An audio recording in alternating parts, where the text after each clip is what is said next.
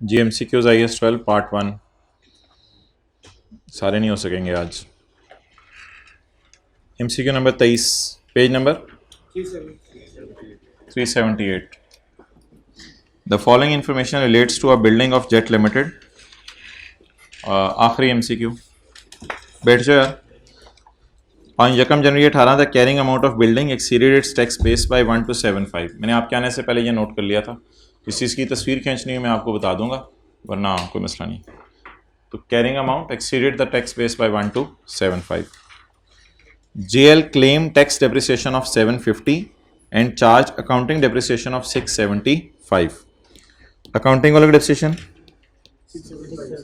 और टैक्स वालों का depreciation 750। At 31 December 18 JL increase the carrying amount of building by 375 on account of revaluation. तो साल के एंड पे रीवैल्यूएशन हो गई 375 की। रीवैल्यूएशन को कौन डालेगा अपनी किताबों में और कौन नहीं डालेगा? अकाउंटिंग वाले रिवैल्यूएशन को अपनी किताबों में डालेंगे और टैक्स वाले अपनी किताबों में नहीं डालेंगे। अब डेप्रिसिएशंस वगैरह का तो इसने कोई डाटा दिया नहीं कि इसका है क्या, तो इसलिए अब सिंपल सी एंट्री जो रिवैल्यूएशन की बनेगी वो क्या बनेगी? बोलें बोलें बोलें। एसेट डेबिट और रिवैल्यूएशन सरप्लस क्रेडिट। सर आप वार्म अप की एंट्री क्यों नहीं कर रहे? वार्म अप की एंट्री क्यों नहीं कर रहे? मोहतरम, मैं इसलिए वार्म अप की एंट्री नहीं करा कि मैं एसेट अकाउंट बुक वैल्यू पे ऑलरेडी बना रहा हूँ। तो जब एसेट अकाउंट बुक वैल्यू पे बन रहा है तो फिर वार्म अप की एंट्री की कोई लॉजिक नहीं है। तो बता दें, एंट्री लिख लें, asset debit revaluation surplus credit. ये मैं रिवैल्यूएशन किन की किताबों में डालूं? अकाउंटिंग वालों की किताबों में डालूं, टैक्स वालों की? आज पहली दफा हमने टी अकाउंट में रिवैल्यूएशन सरप्लस डाला। कितना? 375। ये सब कर लेने के बाद मुझे फिगर्स एज्यूम करनी पड़ेंगी, या मेरा कैरेट डाउन जो है वो नेगेटिव आ रहा हुआ तो फिगर्स एज्यूम करनी पड़ेंगी, वरना एज्यूम किए बगैर गुजारा चल जाएगा। MCQ नंबर 23, बता दें फिगर्स एज्यूम करूं या ना करूं? करें। क्यों करें? टैक्स वालों का कैरेट डाउन नेगेटिव जा रहा है, तो कोई इतनी फिगर एज्यूम कर लें कि मेरा गुजारा चल जाए कि ये 750 पॉजिटिव हो जाए। 1000 रुपये एज्यूम कर लें, 2000 एज्यूम कर लें, आपकी मर्जी है। लेकिन 1000 फिर दोनों बीडीज में डालना पड़ेगा, दोनों बीडीज में 1000 डालना पड़ेगा। तो मैं 1000 इसलिए एज्यूम कर रहा हूं कि मेरे लिए शायद लिखना भी आसान हो जाए।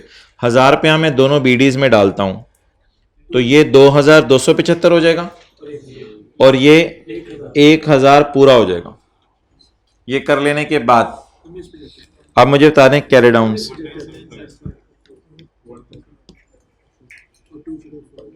250। ये मेरी कैरिंग अमाउंट आ गई और ये मेरी टैक्स बेस आ गई। सवाल की रिक्वायरमेंट, DTL एज एट, तो टी अकाउंट बनाऊं या फिर एज ऑन वाली वर्किंग ही काफी है? अच्छा, MCQ में ना सोचा करें आया क्या है, इररिलेवेंट सारा काम नहीं करना होता। तो DTL एज ऑन पूछा है, तो DTL as on carrying amount tax base कितनी जी? 1975। आगे आप TTD वगैरह खुद निकाल लेंगे, छोड़ें पर, अब टाइम ज़ाया ना करें। क्लियर हो गया? क्या नई चीज़ सीखी कि PP टैक्स वालों में रिवैल्यूएशन सरप्लस नहीं डालना और PP अकाउंटिंग वालों में रिवैल्यूएशन सरप्लस डालना है। दूसरी बात क्या सीखी? वार्म अप की एंट्री क्यों नहीं की? बुक वैल्यू पे। मोहतरम, समझने वाली बातें शुरू होने लगी हैं, समझने वाली। Which two of the following are examples जब कैरिंग अमाउंट हमेशा इक्वल होगी टैक्स बेस के? किन दो सूरतों में कैरिंग अमाउंट और टैक्स बेस बराबर होगी? पढ़ना पड़ेगा, एक एक करके चीजों को पढ़ना पड़ेगा। एक्रूड एक्सपेंसेस, छोड़े पिछले को, आसान था पिछला, अब जरा थोड़ी सी ना टेंशन मुझे दें। एक्रूड, अंग्रेजियां समझनी है। एक्रूड एक्सपेंसेस, होल्ड ऑन,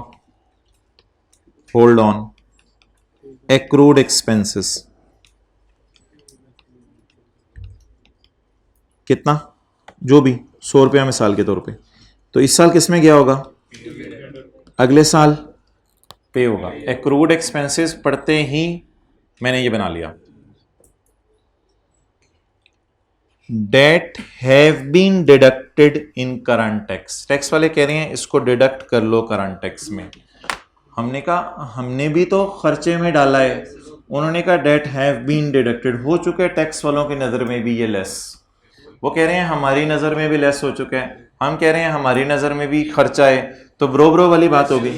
तो ये मेरा ख्याल से कौन सी अकाउंटिंग फॉलो कर रहे हैं? एक्रूअल अकाउंटिंग फॉलो कर रहे हैं। तो अगर मैं एज्यूम करूं कैरिंग अमाउंट 100 रुपया, तो फिर टैक्स बेस इसके क्या आ जाएगी? बराबर आ जाएगी, क्योंकि कौन सी अकाउंटिंग है? टी अकाउंट बनाए बगैर समझ नहीं आनी थी। इस ऑप्शन को टिक कर लें।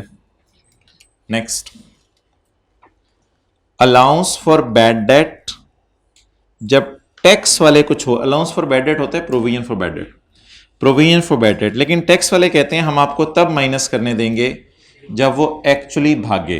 तो थोड़ा सा बना लेते हैं। मुझे याद पड़ता है हम इसको ऐसे बनाते थे कि हम प्रोविजन की कैरिंग अमाउंट लेते थे और टैक्स बेस 0 लेते थे, क्योंकि टैक्स वाले प्रोविजन को नहीं मानते।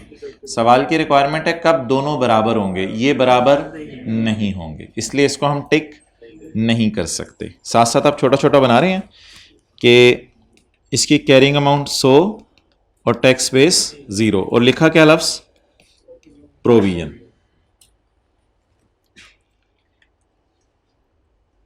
एक्रूड इनकम,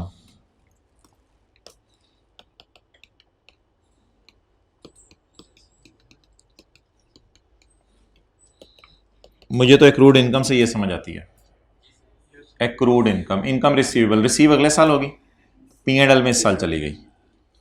ओहो, टी अकाउंट बनाने की जरूरत ही नहीं थी। It will never be taxable, ये अजीब वाला सिनेरियो है। It will never be taxable, tax वाले इस पर टैक्स लगाएंगे ही नहीं।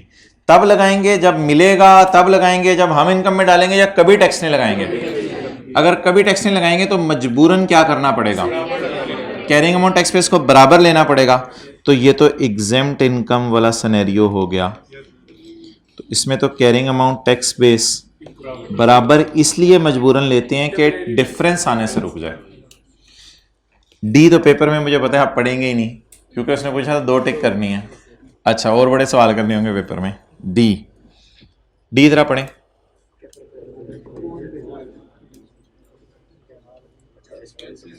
कैपिटलाइज डेवलपमेंट का क्या मतलब है? अच्छी वाली डेवलपमेंट, बुरी वाली? अच्छी वाली। और बैलेंस शीट में हमारे नजर आ रही होगी।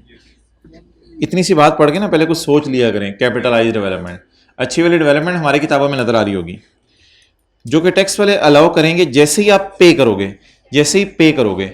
ओए, आहिस्ता आहिस्ता खर्चे में नहीं डालेंगे। ना, कैश अकाउंटिंग, एक्रूवल अकाउंटिंग नहीं है भाईजान। ये पता क्या है? जैसे ही आपने साइंसदानों को तनख्वाह दी, आपने एंट्री की development asset, debit, cash, credit. Tax वाले कह रहे हैं पे कर दिया साइंसदानों को, डाल दो खर्चे में। हमने कहा डेवलपमेंट मुकम्मल होने दो, 2-3 साल अभी लगेंगे, मुकम्मल होगी, फिर मुकम्मल होकर इंटेंजिबल में शिफ्ट करेंगे, फिर आहिस्ता आहिस्ता डिप्रिशिएट या अमोर्टाइज कर देंगे। उन्होंने कहा नहीं, इन चक्करों में ना पड़ो। डेवलपमेंट, डेबिट, कैश, क्रेडिट, जो अच्छी वाली डेवलपमेंट की एंट्री करते हो वो करो ही ना, उसकी जगह क्या कर दो? फौरन पे करते हुए खर्चे में डाल दो। तो 2010 में हमने अच्छी वाली डेवलपमेंट की, टैक्स वालों ने फौरन खर्चे में डाल दी। अकाउंटिंग वाले 2011-12 का वेट करेंगे, शायद 2011-12 का वेट करके इंटेंजिबल बनने देंगे, और इंटेंजिबल बन के आहिस्ता आहिस्ता इसको खर्चे में डाल देंगे। तो ये एक टेम्परेरी सा डिफरेंस है। तो इसमें होगा क्या? इसका पहले मैं डेटा बनाता हूं। डेवलपमेंट मैंने 2010 में की है 15 मिलियन की। 2010 में कितने की है मैंने? 15 मिलियन की, और कंप्लीट भी हो गई, और अल्लाह का शुक्र है मेरी कंप्लीट भी हो गई। मैंने सोचा अगले साल से इंशाल्लाह इसको अमोर्टाइज करूंगा। तो मैंने सोचा इसकी लाइफ है 3 साल अकाउंटिंग वालों की नजर में। अब क्या बनेगा? फर्ज कर लें ये 2010 है, 2010 के एंड पे डेवलपमेंट मुकम्मल हुई, अगले साल से मैंने अमोर्टाइज करनी है। टैक्स वाले कह रहे हैं साइंसदानों को पेमेंट कर दी 2010 में, तो खर्चे में डाल दो 15। अकाउंटिंग वाले कह रहे हैं आहिस्ता आहिस्ता खर्चे में डालो, समझ आ गई बात? तो इस सारे सवाल की अंग्रेजी सुन लें। We started development project in 2010, we paid 15 million to scientists and it was completed on 31 December 10 and commercial production started on January 11। The life of this development is 3 years। अब टैक्स वाले फौरन 15 डाल देंगे, अकाउंटिंग वाले आहिस्ता आहिस्ता डालेंगे। तो current tax की working में 2010 में क्या होगा? 15 लेस होगा, 15 लेस होगा। और 2011 12 13 में 5 ऐड होगा, ऐड होगा, ऐड होगा, और लेस क्या होगा? 0 होगा। और कैरिंग अमाउंट टैक्स बेस कभी भी इसकी बराबर नहीं आएगी। अगर मैं पहले साल खड़ा हूं तो 2010 के एंड पे अगर मैं खड़ा हूं तो कैरिंग अमाउंट कितनी आएगी और टैक्स बेस कितनी आएगी? कैरिंग अमाउंट आएगी एक्सेलेंट 15, टैक्स बेस क्योंकि उन्होंने फौरन खर्चे में डाल दिए। 2011 में कैरिंग अमाउंट 10 और टैक्स बेस तो बराबर तो नहीं आएगी। ये क्लियर होगी ये बात? हाँ, वो एंड पे तो सारी बराबर आ जाती है, वो ना कहिएगा एंड पे बराबर आ जाएगी। तो इधर भी कैरिंग अमाउंट टैक्स बेस बराबर नहीं होगी। तस्वीर खींच लें। ये कौन सा पॉइंट था? एमसीक्यू नंबर, पहले लिखने दो मुझे। MCQ number 22, point number D. ये मैंने क्वेश्चन बनाया और ये इसका सॉल्यूशन है। ये किन की नज़र से और ये किन की नज़र से? अकाउंटिंग वाला। तस्वीर खींच। बड़ा अच्छा कॉन्सेप्ट था। ये टेस्ट में डिस्कस हुआ था, वैसे टेस्ट 6 में इसकी डिस्कशन हुई थी। डेवलपमेंट को ऐसा ऐसा खर्चे में डालना। प्लीज़ इसका इंग्लिश का फिक्रा एक दफ़ा पढ़ लें दोबारा।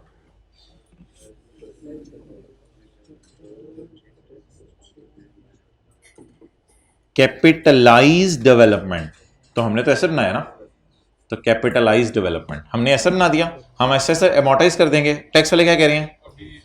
जैसे ही पे करो वैसे ही खर्चे में डाल दो। टैक्स वाले पहले साल ही खर्चे में डाल देंगे और हम ऐसा ऐसा इंटेंजिबल बना के इसको खर्चे में डालेंगे।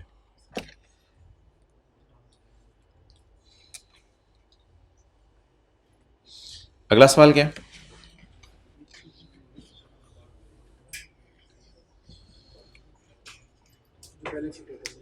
भाईजान इधर देखें। ना ना ना ना ना ना ना ना ना ना ना। अगला सवाल इधर देखें क्या है?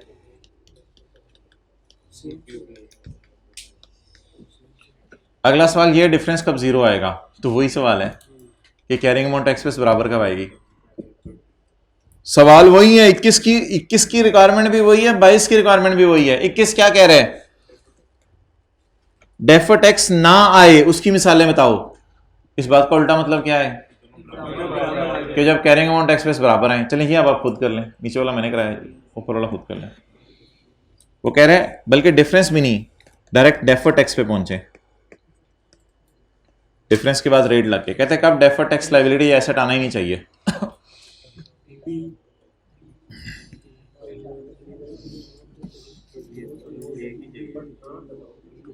जल्दी करें।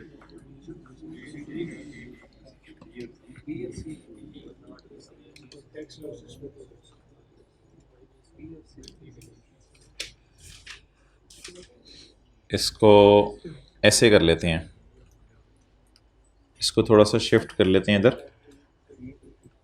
यहाँ पे, और आगे फिल आउट कर लेते हैं चीज़ें। Unused tax losses, unused tax losses, इस पे मैंने बताया था डेफर टैक्स एसेट आता है। मिसाल ले रहा हूँ ऐसे ही, 2 रुपए का डेफर टैक्स एसेट आया, मिसाल ले रहा हूँ, आता था डेफर टैक्स एसेट, 2 रुपए का डेफर टैक्स एसेट आया अनयूज लॉसेस पे। ये लॉस अगले साल डिडक्ट हो जाएगा, तो डिडक्टेबल इन फ्यूचर, तो फिर आज सेविंग बुक कर लें। तो अनयूज लॉस आपको याद है डेफर टैक्स एसेट आता था पास्ट पेपर का क्वेश्चन नंबर 5, उसमें हमने अनयूज टैक्स लॉस पे डेफर टैक्स एसेट निकाला था। ये लिख लिया करें ताकि रेफरेंसिंग ज़रा याद रहे, क्योंकि ये फाइनल रिवीजन में फिर चीज़ें पता चलती हैं। Revaluation of non current assets but not allowable in tax, tax वाले इसको अलाउ नहीं करते। मिसाल सुनिएगा, किसी चीज़ की बीवी है 100, हम ले गए 120 पे, हम ले गए 120 पे रिवैल्यू करके। टैक्स वालों ने कहा नहीं नहीं यार 100 पे ये भी पड़े रहने दो, तो डिफरेंस 0 तो नहीं आ सकता। तो revaluation of non current assets not allowed in tax, लेकिन टैक्स वाले इसको अलाउ नहीं करते बिल्कुल। इसकी मिसाल मैंने आपको दे दी। 20 हमने डाल दिया, टैक्स वालों ने कहा 20 ना डालो। ये डाटा पुट करने के बाद मुझे डिफरेंस बताएं। 20 अगर डिफरेंस आ गया तो भी डेफर्ड टैक्स तो आएगा, तो डेफर्ड टैक्स 0 तो मैं नहीं लिख सकता, तो इसलिए ये ऑप्शन भी आप टिक नहीं कर सकते। 120 रुपए, 100 रुपए, 20 रुपए, कुछ ना कुछ डेफर्ड टैक्स आएगा, 0 नहीं आ सकता। और कल से यही तो लगे हुए हैं 2-3 दिन से जो सवाल करें, carrying amount, tax base, difference आता था उन पर टैक्स निकालते थे। Expenses charge in P&L but not allowable in tax. कोई एक्सपेंसेस आपने चार्ज कर दिए P&L पे, लेकिन टैक्स वाले इनको कभी माइनस नहीं करने देंगे, तो ये तो परमानेंट डिफरेंस है ना, तो ये परमानेंट डिफरेंस है, तो इस पे टेम्परेरी डिफरेंस तो नहीं आएगा। तो डेफर्ड टैक्स किस पे आता है? टैक्सेबल टेम्परेरी डिफरेंस पे या डिडक्टेबल? तो ये तो टेम्परेरी डिफरेंस ही नहीं है, बल्कि ये कौन सा डिफरेंस है? परमानेंट। ठीक है, जिनकी क्लास है जा सकते हैं, कोई मसला नहीं। 0 आ गया। Difference between accounting डेप्शन and tax डेप्शन। Tax डेप्शन कुछ हो रहा है, अकाउंटिंग डेप्शन कुछ हो रहा है, तो देख लें। कॉस्ट 100 रुपए, अकाउंटिंग डेप्शन 10 रुपए, कॉस्ट 100 रुपए, टैक्स डेप्शन 30 रुपए, 100 माइनस 10 90, 100 माइनस 30, तो डिफरेंस कैसे 0 आएगा? फिर डिफरेंस 0 आ ही नहीं सकता, तो अभी भी डिफरेंस 30 रुपए आ गया, फिर इस पर डेफर टैक्स लगाएंगे तो कोई ना कोई फिगर आ जाएगी। तो वाहिद एक ऐसी जगह थी जहां पर परमानेंट डिफरेंस आ रहा था, वो कौन सी मिसाल थी? Point number B. मजे के सवाल है। अच्छा, ये सवाल अभी बज़ाहिर मैं नहीं करवा रहा क्योंकि ये वही वारंटी वाला है, ऑरेंज लिमिटेड का पास पेपर क्वेश्चन 10 से इसने अंग्रेजी उठाई हुई है। हत्ता कि ये भी भूल गया वो कि 2% ऑफ एनुअल सेल वहाँ लिखा हुआ था, ये ना लिखूं। वो 54 मिलियन वाली फिगर भी चेंज करना भूल गया और 1750 वाली फिगर भी भूल गया, सब कुछ यानी कि वही वाली फिगर दे के चला गया। और इधर इसने मांग लिया CTE में कितना जाएगा और इधर इसने मांग लिया DTE में कितना जाएगा। तो ये 20 वाला और 19 वाला किसी दिन टाइम मिला तो मैं पास पेपर के उसी क्वेश्चन से रिवाइज करवा दूंगा, क्योंकि कुछ बच्चे वारंटी वाली चीज़ ज़रा सुनना चाह रहे हैं। बहरहाल ऑनलाइन वाले दोबारा सुनने के बजाय लेक्चर ले सकते हैं, पता नहीं क्यों दोबारा पूछ रहे हैं। Okay,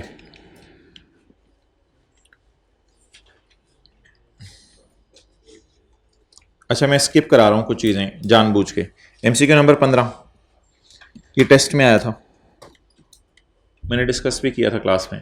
which of the following statement regarding taxation of lease agreement are true? कौन सी चीजें लीज एग्रीमेंट के लिए ट्रू हैं? डेप्रिसिएशन और इंटरेस्ट ऐड होता है, बिल्कुल ट्रू है। रेंटल माइनस होता है, बिल्कुल ट्रू है। ROU को टैक्स वाले नहीं मानते, इसकी वजह से ये एसेट है तो TTD आ जाता है। लीज लाइबिलिटी को टैक्स वाले नहीं मानते, इसलिए इसकी टैक्स बेस नील है।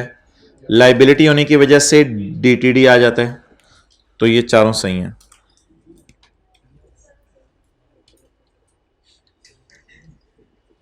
चलिए ये कर दें भाई, ये सवाल मैंने आपको करा दिया लेकिन फिर भी कर दें। ये भी नीचे इस जैसे 2 MCQs कराए हैं।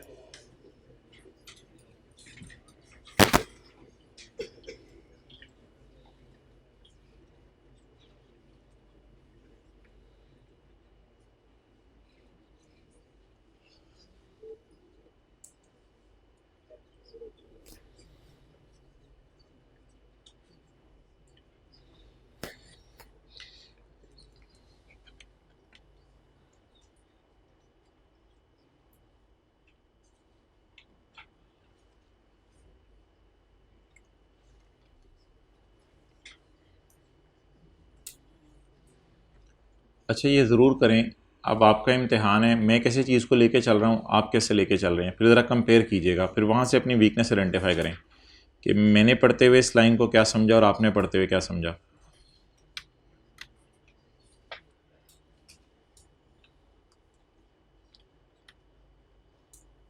डेफर टैक्स एसेट, बाप का नाम, deductible temporary difference. Defer tax liability, बाप का नाम, taxable temporary difference. Arise from taxable and deductible, शुक्र है रिस्पेक्टिवली नहीं लिखा क्योंकि उल्टी बात लिखी हुई थी। एसेट है तो वो डिडक्टेबल से आता है और लाइबिलिटी है तो वो टैक्सेबल से आती है। Which one of the following is not a circumstance giving rise to a temporary difference? क्या कह रहे हैं? Which one of the following is not a circumstance, बोले बोले बोले, giving rise to a temporary difference. किससे? उर्दू में को फिक्रा बताएं इसका मतलब। किन चीजों से टेम्परेरी डिफरेंस नहीं आता? किन चीजों से टेम्परेरी डिफरेंस? मुझे तो वही लग रहा है, यानी डिफरेंस जीरो आएगा, डिफरेंस जीरो आता है, तो यानी carrying amount tax space equal होगी। सवाल तीन तरीके से उसने पूछा, उधर कुछ और पूछा था, इधर कुछ और पूछा। किन तरीके से टेम्परेरी डिफरेंस नहीं आएगा? एक दफा पढ़ लें आप, फिर ऑप्शंस देखते हैं कौन सी हैं। Depreciation accelerated for tax purpose. क्या मतलब? कि अगर हमारा रेट 10% है, अब जबानी सोचें आप, नहीं मैं नोट कराएगी चीज़, अगर हमारा रेट 10% है तो उनका रेट कोई 30-40% है, उन्होंने सिर्फ रेस छिक के रखी हुई है। आप बता दें कैरिंग अमाउंट टैक्स बेस में डिफरेंस आएगा? आएगा। तो जब डिफरेंस आएगा वो पूछ रहे which one of the following is not a circumstance giving rise to difference. तो डिफरेंस आना पूछ रहे हैं, ना आना पूछ रहे हैं, इधर तो आएगा डिफरेंस, इसलिए इसको टिक ना करें। डेवलपमेंट नहीं, ये परमानेंट डिफरेंस नहीं होता, परमानेंट डिफरेंस नहीं होता मेरे भाई। डेप्रिसिएशन का कभी भी परमानेंट डिफरेंस नहीं होता। वो एक्सेलरेट करके डेप्रिशिएट कर रहे हैं, हम थोड़ी लो स्पीड पे डेप्रिशिएट कर रहे हैं। 50 साल बाद इंशाल्लाह हम भी डेप्रिशिएट कर लेंगे अगर उन्होंने 10 साल में कर भी लिया तो, इसलिए परमानेंट डिफरेंस नहीं। डेवलपमेंट कॉस्ट अमोर्टाइज्ड इन P&L।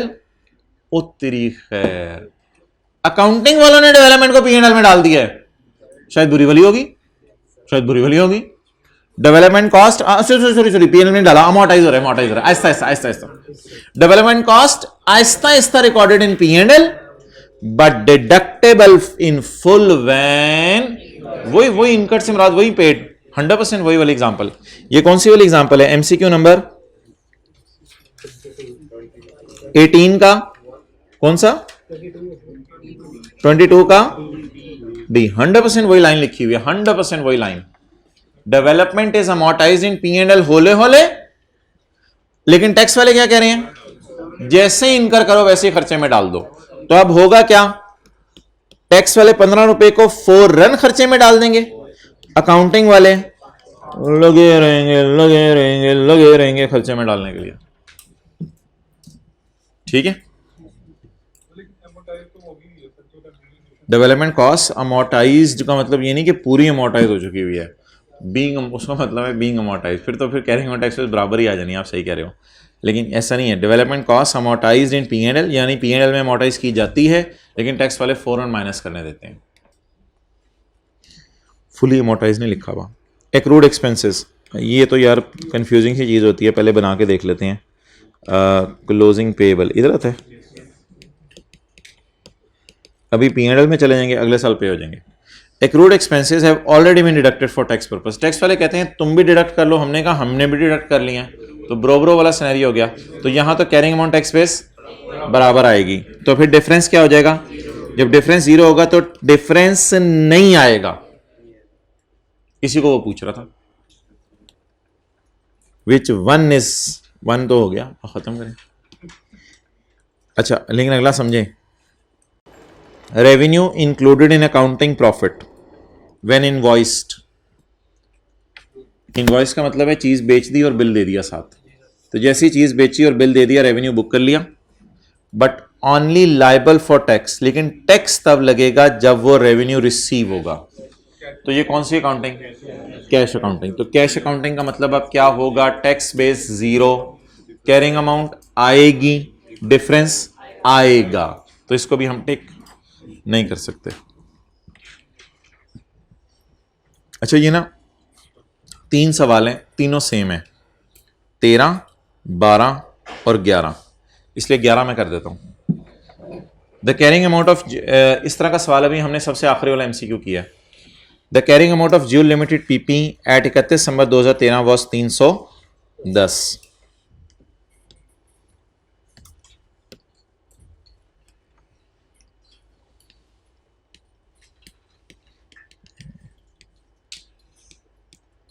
ये किन के मुताबिक बन जाएगा?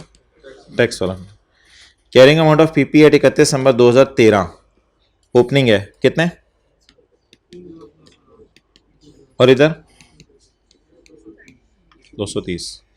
Eight the end of year the carrying amount of PP was 460। And the tax WDV was 270. During the year some items were revalued. इसको कहां डालूंगा मैं? पीपी के अकाउंट में या टैक्स वालों के अकाउंट में? During the year some items were revalued by 90. 90 की एंट्री. टैक्स रेट दिया हुआ सवाल में? नहीं दिया हुआ. तो फिर किधर है फिगर? ये है 90.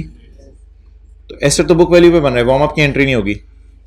तो 90 की एंट्री एसेट डेबिट सरप्लस इन OCI और DTL करूं या डायरेक्ट सरप्लस में डाल दूं? क्योंकि क्या नहीं दिया हुआ सवाल में? टैक्स रेट नहीं दिया हुआ. एंट्री कर लें एसेट डेबिट रिवैल्यूएशन सरप्लस इन OCI क्रेडिट. ये अकाउंटिंग वाले एंट्री करेंगे या टैक्स वाले भी? ये सिर्फ अकाउंटिंग वाले एंट्री करेंगे.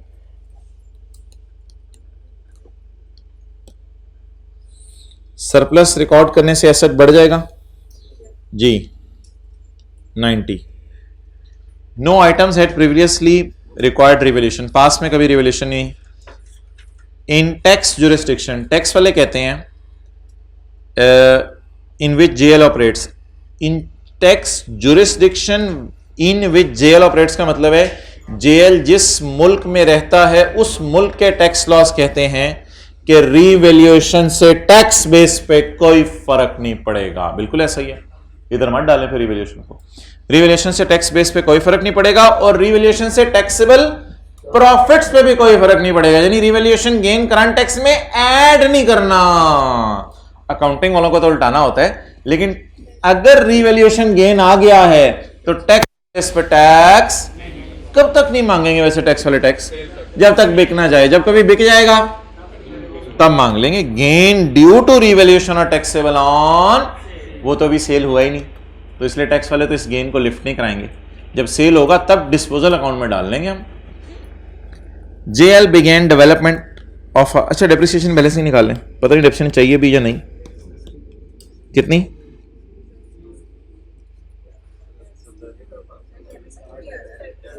और कुछ है? क्या होगी?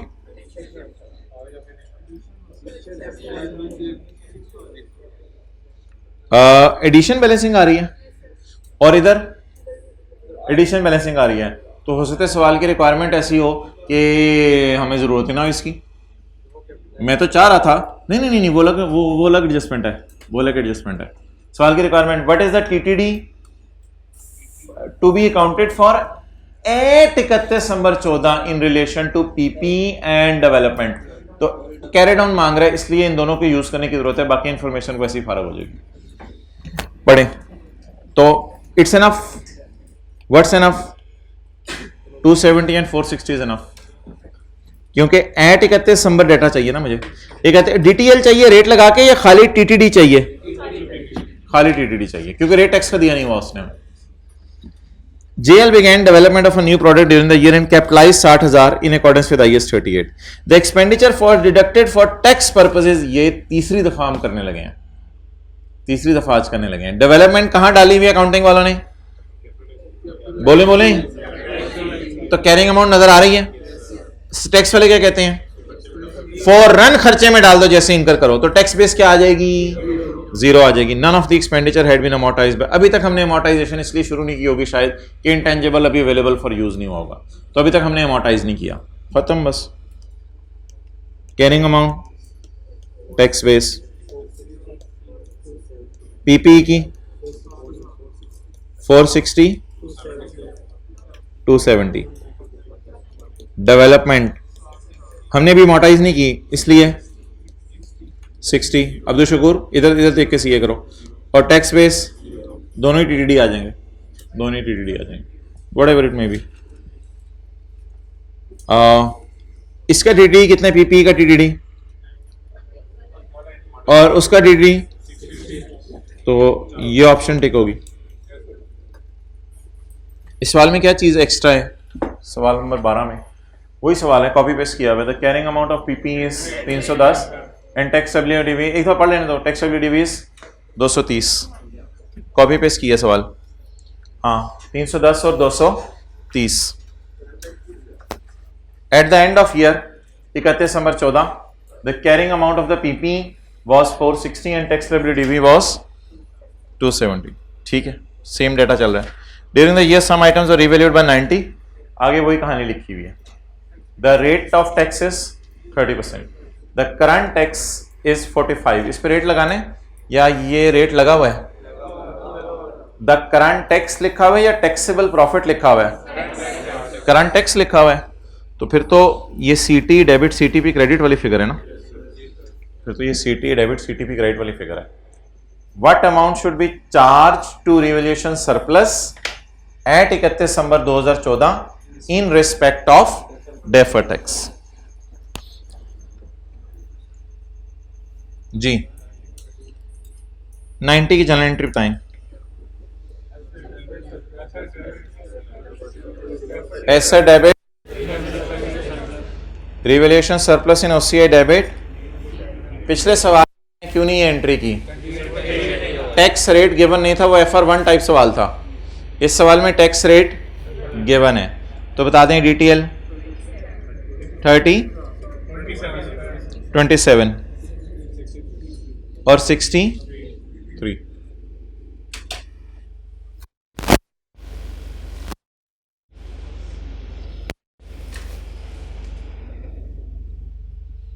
अच्छा जी, रेफर करके हमने हुकूमत को टैक्स देना है। अब मेरा सवाल की बड़ी वर्स्ट रिक्वायरमेंट है अंग्रेजी के एतबार से। What amount should be charged to surplus in respect of deferred tax? कितनी अमाउंट चार्ज करें सरप्लस को in respect of deferred tax? कितनी? 27। बिल्कुल 27 वाला जवाब आपका सही है, 27 वाला जवाब आपका सही है। लेकिन मैं सवाल की रिक्वायरमेंट को समझाने लगा हूं आपको, क्योंकि सवाल की रिक्वायरमेंट बड़ी अजीब सी है। ये रिक्वायरमेंट आपको तब समझ आएगी अगर आपको रीवैल्यूएशन की ये जो मैंने एंट्री करवाई थी इसकी डेरिवेशन याद हो। मैंने आपको जिस दिन ये एंट्री करवाई थी उस दिन मैंने आपको कहा था ओसीआई में कितना जाना चाहिए? आपने कहा था पूरा 90। मैंने कहा था इसका डेफर्ड टैक्स ऊपर जाए, आपने कहा था नहीं नहीं नहीं, इसका डेफर्ड टैक्स नीचे जाए, इसका डेफर्ड टैक्स नीचे जाए। मैंने कहा था कि ये एंट्री मैं कर दूं, उस वक्त आपको नॉलेज नहीं था, आपने कहा था हाँ ये एंट्री कर दें, ये एंट्री कर दें। मैंने कहा था ये एंट्री कर दूं, उस वक्त आपको नॉलेज नहीं था, आपने कहा था ये एंट्री कर दें, आपने कहा था ये एंट्री कर दें। ये दो एंट्रीज मैंने कर दी थी, asset debit surplus in OCI credit, DT debit DTL credit. Derivation revise कीजिएगा अगर किसी को याद हो। जब ये दो एंट्रीज करके मैं फारिग हो गया था तो मैंने लिखा इधर डीटी, मुझे याद आ रहा है मैंने यहाँ डीटी लिखा था 27।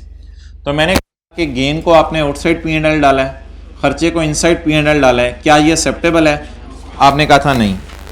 मैंने कहा था इसको उठाएं और इसको उठा के नीचे, सही याद हो आपको, इसको उठा के नीचे ले आए। फिर आपने कहा था चलें फिर इसकी एंट्री भी बदलें, फिर इसकी एंट्री भी बदलें, फिर इसकी एंट्री भी बदलें। ओसीआई में आप बजाय के डीटी अलग से रिकॉर्ड करें, सरप्लस को कम कर रहे हैं ना आप। What amount should be charged to surplus in respect of this revaluation? Surplus था कितना? 90। सरप्लस को कितना चार्ज किया, कम कितना किया? 27। तो ये सवाल की काफी अजीब सी रिक्वायरमेंट थी। I repeat the requirement, what amount should be taken to surplus, नहीं taken, what amount should be charged to surplus. Surplus को वैसे जानी कितनी थी? 90, लेकिन चार्ज हुआ 27, उस वजह से बेचारे सरप्लस में चला कितना गया? ये नोट कर लें, आप बता दें। फिगर वही 27 है, चार्ज कितनी हुई है इसको? 27। हाँ ये ऐसे ही रहेगा, लेकिन हम इस एंट्री को ना नेट करके कर लेते होते हैं। क्या करते हैं हम इस एंट्री को? एसेट डेबिट 90, डीटीएल क्रेडिट 27 और इन दोनों को नेट करके, हाँ चार्ज का मतलब खर्चा, एक्सपेंस होगा, बिल्कुल चार्ज का मतलब एक्सेलेंट, एक्सपेंस होगा। खर्चा कितना इसमें जाना चाहिए? या इसमें रिडक्शन कितनी जानी चाहिए?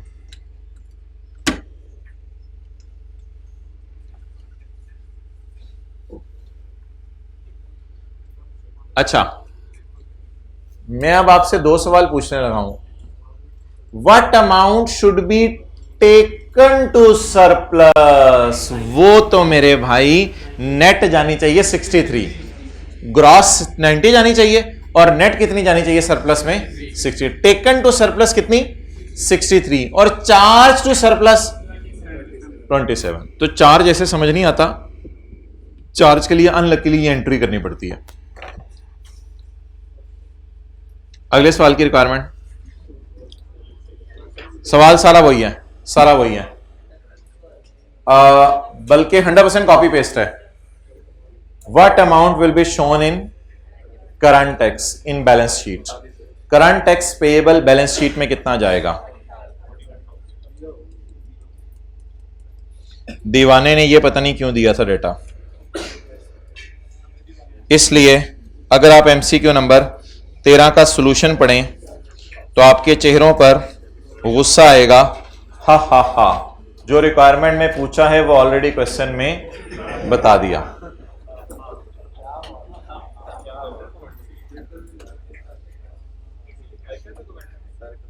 तो क्या पूछा था? करंट टैक्स, कौन सा एमसीक्यू है? क्या पूछा था? करंट टैक्स पेएबल, और दिया भी क्या हुआ था? Current tax payable. तो ये ऊपर वाली इंफॉर्मेशन इसने पता नहीं क्यों दे दी थी, ना छेड़ मलंगानू जी। MCQ number 10, accountant of an entity is confused. आप कहें I my self also. Accountant of an entity is confused by the term tax base. Tax base सुन के ना वो पौंतर जाता है, परेशान हो जाता है। What is meant by tax base? Amount of tax payable in future? नहीं, टैक्स पेएबल इन फ्यूचर तो डीटीएल होगा, वो तो रेट लग के निकलता है। देखे ना, एक होती है कैरिंग अमाउंट, एक होती है टैक्स बेस, एक होता है डिफरेंस, एक होता है DTL. DTL is payable in future, tax base तो ये नहीं है। The tax regime under which entity is assessed, वो टैक्स का इलाका जिसके मुताबिक टैक्स असेस होता है, इलाका तो नहीं है ये कोई। अमाउंट एट्रीब्यूटेड टू एसेट या amount attributed to liability for tax purposes. Tax वालों की नजर में, टैक्स वालों की नजर में जो एसेट और लायबिलिटी को अमाउंट्स असाइन की जाती हैं, that is called as tax base. Deductible in future, deductible in future तो डिफरेंस के कॉलम में आता है। तो ये डेफिनेशन कैरिंग अमाउंट की पूछ रहा है, या टैक्स बेस की पूछ रहा है, या डिफरेंसेस की पूछ रहा है? टैक्स बेस की डेफिनेशन पूछ रहा है। तो ये तो तीसरा वाला कॉलम है। हमसे डेफिनेशन किस कॉलम की पूछ रहे हैं? दूसरे वाले कॉलम की। क्या मोहतरम, देर हो गई? आपको बुला रहे, कोई बाहर आया हुआ लेने के लिए? अब्बू लेने के लिए आए हुए हैं? अच्छा, पेज नंबर 373 चलें, छोटी छोटी बातें कर लेते हैं। Page 373, a piece of machinery, छोटा सा टुकड़ा मशीनरी का जो जेब में डालें गुम जाए। अ पीस ऑफ मशीनरी, ओ तेरी खैर, ये टुकड़ा नहीं है, ये शाही टुकड़ा पूरा 5 लाख रुपए का। टैक्स डेप्रिसिएशन आज टू डेट का क्या मतलब होता है? कम्युलेटेड या इस महीने की, इस साल की? टू डेट, आज तक की। टैक्सेशन आज तक की कितनी है? 220। नहीं, ये टैक्स वालों की है। हाँ, ये अकोमोडेशन टैक्स वालों की होगी। Induction charge in financial statements 1 lakh. Calculator पकड़े बगैर 500 minus 100, carrying amount 400। 500 minus 220, tax base 280, carrying amount tax base greater है, तो डिफरेंस का नाम टीटीडी। कितना? 120। विच of the following statement is incorrect? DTL, अच्छा डीटीएल भी निकाल दें फिर। डीटीएल कितने?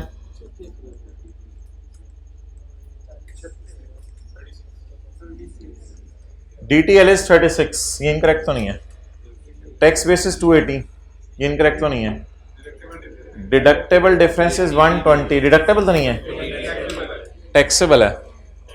देयर इज अ टैक्सेबल नहीं, तो कौन सी ऑप्शन गलत है? C. Okay, MCQ number 2, income tax payable for year for the year को मैं ज्यूम कर रहा हूं आपके समझने के लिए 2015 लिख लें। फॉर द ईयर को मैं ज्यूम कर रहा हूं 15।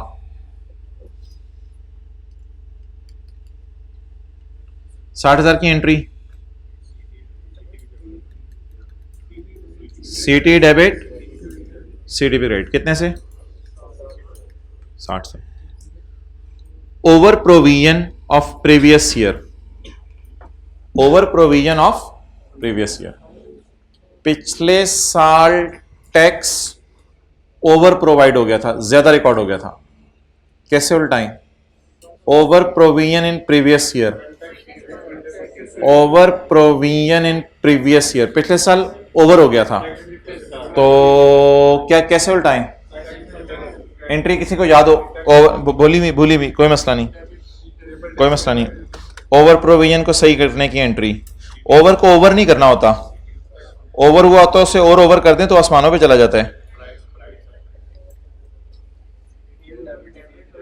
ओवर प्रोविजन को एंट्री उल्टा के सही करना था, लेकिन मैं यहां आपको लाना नहीं चाह रहा था, मैं चाह रहा हूं कि आप लफ्ज पे फोकस करके बस इजीली कर लें।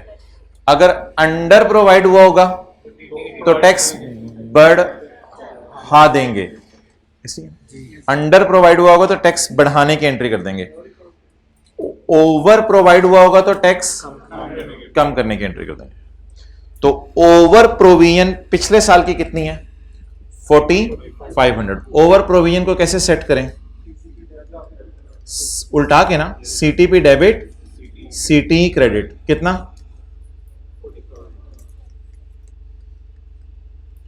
और यार बात जाके ना, ये टैक्स हम हुकूमत से फ़ौरन ले भी लेते हैं, इसमें आप स्लैश कैश भी कर सकते हैं कि फ़ौरन हम हुकूमत से जाके कैश ले लेते हैं। हमारा टैक्स ज़्यादा रिकॉर्ड हो गया था, ज़्यादा वाली चीज़ को रिफंड मांगते हैं ना, अभी किसी ने लफ्ज़ बोला था रिफंड मांग लें, तो कैश डेबिट सीटी क्रेडिट या सीटी भी डेबिट सीटी क्रेडिट उल्टाने की एंट्री करेंगे। अगली एंट्री, डीटीएल का ओपनिंग दिया हुआ है और डीटीएल का क्लोजिंग भी दिया हुआ है, जी बताएं।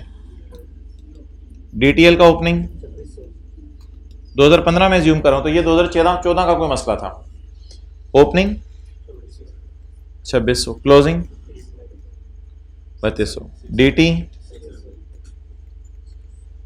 600। अब नोट बना दें, नोट में क्या जाता है? सीटी, डीटी और सीटी प्रायर भी जाता है भाई, सीटी प्रायर भी जाता है। सीटी नेगेटिव बोलें 60, और इसको फिर मुझे 4.5 लिखना चाहिए था, 4.5 लिखना चाहिए था। अच्छा जी, और इसको फिर 2.6, तो फिर इसी को कर देते हैं, मादरत इसको पूरा 60,000 कर देते हैं। अच्छा जी, ये 60,000 हो गया सीटी। डीटी फॉर द ईयर कितना है? 600। खर्चा या रिवर्सल? खर्चा, गुड। कितना? 600। सीटी प्रायर, सीटी क्रेडिट, सीटी क्रेडिट उल्टाने कितने से? ये ओवरऑल हमारा इस साल का टैक्स एक्सपेंस है। सवाल में क्या पूछा होता? करंट बताएं, डेफर्ड बताएं या सारा टैक्स एक्सपेंस बताएं? जी अक्सान, कौन सा सारा टैक्स बताएं? नींद नहीं पूरी करनी, नींद के लिए घर है। Negative positive? Negative 56,100 point.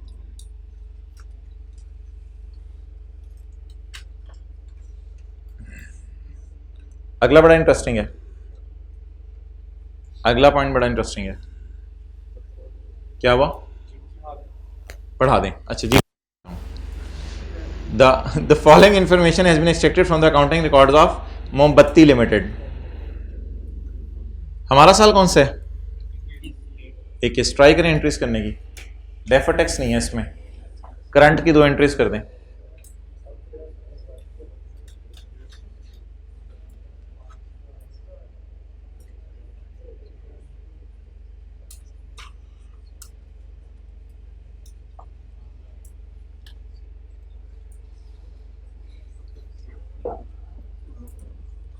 खड़े किस साल हैं?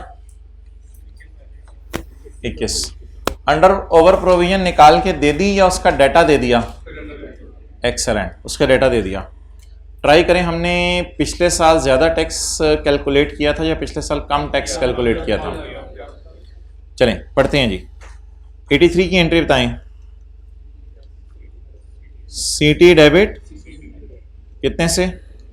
83 से। अच्छा एक बात यार याद रखना, भाई पूछ रहे हैं ये एस्टिमेटेड नहीं, हमेशा टैक्स एस्टिमेटेड ही होता है। करंट टैक्स की वर्किंग ना हमेशा एस्टिमेटेड ही होती है। वजह इसकी ये होती है कि टैक्स वाले कभी भी उसे चेक कर सकते हैं, तो इसलिए ये एस्टिमेटेड करंट टैक्स है, कोई मसला नहीं। सीटी debit, CTP credit. Current tax की वर्किंग क्यों, हमारे हाथ की चीज़ नहीं है ना, टैक्स वाले उसमें कोई भी गलती निकाल दें, तो इसलिए टैक्स की वर्किंग को हमेशा एस्टिमेटेड ही कहा जाता है, तो इसलिए एस्टिमेटेड उससे परेशान नहीं होना।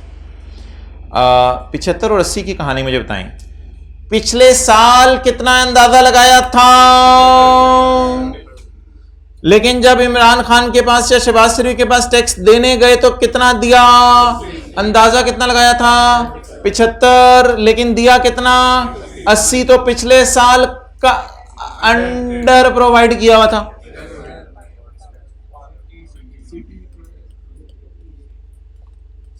अंडर प्रोविजन की फिगर ना इस सवाल में मुझे निकालनी पड़ी है। अनलकीली पिछले सवाल में दी हुई थी। अंडर कितना प्रोवाइड किया हुआ था? 5000।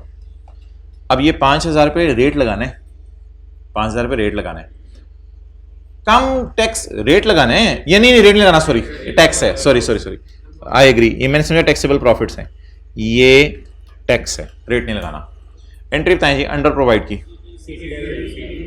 सीटीई अंडर प्रोवाइड की हुई चीज कम, एक बंदा ओवर है तो उसे आप उल्टाते हैं फिर वो सेट हो जाता है, तो एक बंदा पहले ही अंडर है तो थोड़ा हौसला दे, हिम्मत दे, तो खर्चा रिकॉर्ड करें। सीटी डेबिट, सीटी क्रेडिट कितने से? 5 से या 5000 से? 5 से कर लेते हैं, 5 से कर लेते हैं।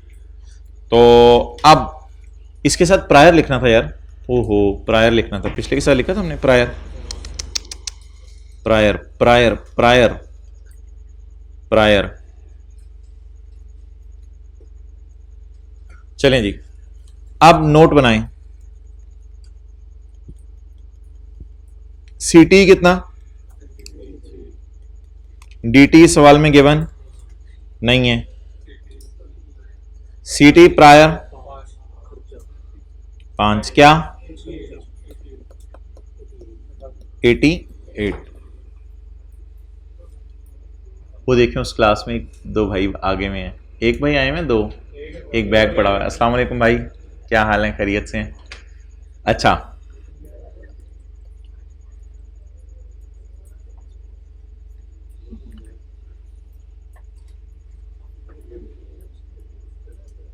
चलें बस करें।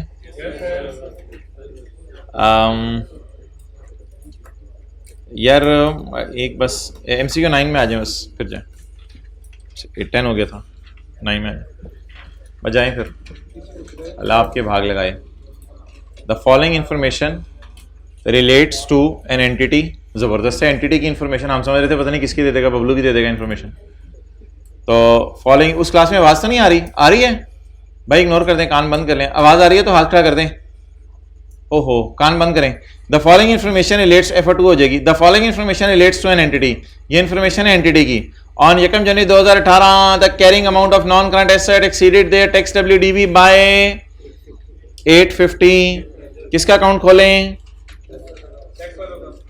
टैक्स वालों को क्यों खोलना है बबलू, अकाउंटिंग वालों को नहीं खोलना। और खुदा का खौफ कर यार, अब तू कैसी बातें कर रहे, दूसरी क्लास में बच्चे आ गए, क्या कहेंगे कि बालू को ये भी नहीं पता जी। On 2 January 18 carrying amount of assets exceeded their tax WDV by 850। Brought down बोलें 850 और ब्रॉड डाउन अंडा। For the year ended 31 December 18 the entity claim depreciation, entity claim depreciation for tax purposes कितनी कितनी कितनी कितनी 500। एंड चार्ज डेप्रिसिएशन, ये क्या मतलब? Claim depreciation and charge depreciation and claim depreciation and charge depreciation. Claim का मतलब है टैक्स वालों के लिए हमने कहा कि यार इतनी माइनस करने दो, वो फिर टैक्स डेप्रिसिएशन होगी।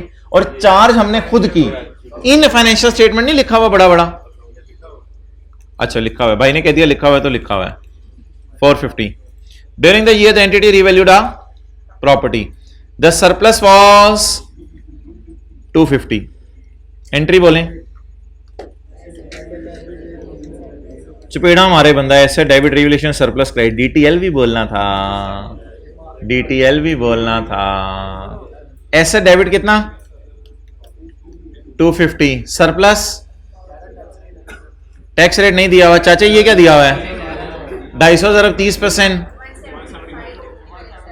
175। प्लीज प्लीज उस क्लास में कान बंद रखें। 75। ओके चलें जी, अब बोलें सरप्लस ओसीआई में जाना है। एसेट नु कितना डेबिट मारी है, बड़ी बात बताई आपने, 175। ओ खुदा दा कर यार, एसेट नु 175 डेबिट मारी है। बंदा लाले जुत्ती ते पाले जुत्ती यार, खुदा 250 रुपए एसेट को कितना डेबिट मारना है। अल्लाह अकबर, सुबह सुबह बुलवा रहा है। 250 डन हो गया, शुक्र है सवाल हो गया ये वाला, वरना there are no current plans to sell the property. क्या I have no plan to sell the property, मेरा कोई प्रोग्राम नहीं प्रॉपर्टी ना बेच, जब बेचेगा तो टैक्स वालों की नजर में भी गेन आ जाएगा। तो what is the deferred tax liability required by IAS 12 at 31 December 18। तो भाईजान फिर क्या करना है बोले, ओए ओ बबलू 100 नहीं एज्यूम करना, इन्हें फिर नेगेटिव रहना है, 100 एज्यूम कर लें। इतना तो एज्यूम करें कि ये खा ले इसको, 600 एज्यूम कर लें। ये कितना रह गया, उधर भी 600 डालें, 1450। कल तक निकलवा दें। 100 आ गया, सो जाए। 1250 और 100 का डिफरेंस 1150। 1150 पे 30% लगाएं, कितना 345। साथ वाले को ले जाएं। अस्सलाम वालेकुम।